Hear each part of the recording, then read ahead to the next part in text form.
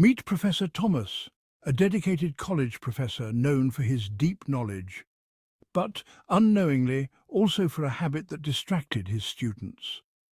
Professor Thomas often ended his sentences with "on it," a verbal filler that left his students puzzled. One day, a brave student approached him and gently pointed out the distracting verbal tick. Professor Thomas was shocked, realizing he'd been unaware of his habit, but instead of brushing it off, he decided to listen and take action. Determined to improve, Professor Thomas began paying close attention to his lectures, meticulously analyzing each session.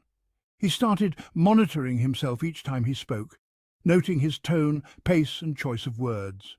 To his surprise, he noticed the words on it slipping into his sentences again and again, a phrase he had never been aware of before. This discovery was eye-opening. It made him realize how unconscious habits could shape his communication, and he became determined to refine his speaking skills even further. Driven to change, Professor Thomas took a bold step. He asked his students to raise their hands each time he said "on it" during lectures. This simple yet effective strategy was designed to make him more conscious of his speech patterns. The students, eager to participate, found it both amusing and engaging, turning the classroom into a dynamic environment of mutual growth. With a classroom of students ready to help, Professor Thomas became acutely aware of the habit. The students' enthusiasm in raising their hands each time he said "on it" created a lively atmosphere, making the learning process more interactive and enjoyable for everyone involved. He began catching himself mid-sentence, pausing to think before continuing, showing him actively working to break the habit. This conscious effort not only improved his teaching style but also demonstrated to his students the importance of self-awareness and continuous improvement. The entire experience became a valuable lesson in personal development and the power of collective effort. With each raised hand, Professor Thomas became more aware of his speech patterns. He noticed the subtle pauses, the filler words, and the moments of hesitation. These observations were eye-opening, revealing areas he had never considered before.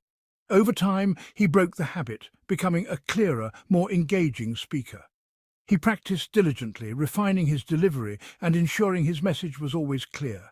His confidence grew, and so did his ability to connect with his students on a deeper level. His openness to feedback and self-awareness drove his improvement, showing that true growth comes when we know our strengths and weaknesses and are willing to work on them. By embracing his flaws and working tirelessly to improve, Professor Thomas transformed not just his teaching but also his relationship with his students, fostering a more dynamic and interactive learning environment. Professor Thomas's journey teaches us that self-awareness and a willingness to receive feedback are invaluable tools for improvement. By aligning his change with his values of teaching and excellence, he transformed not only his lectures but his students' learning experience.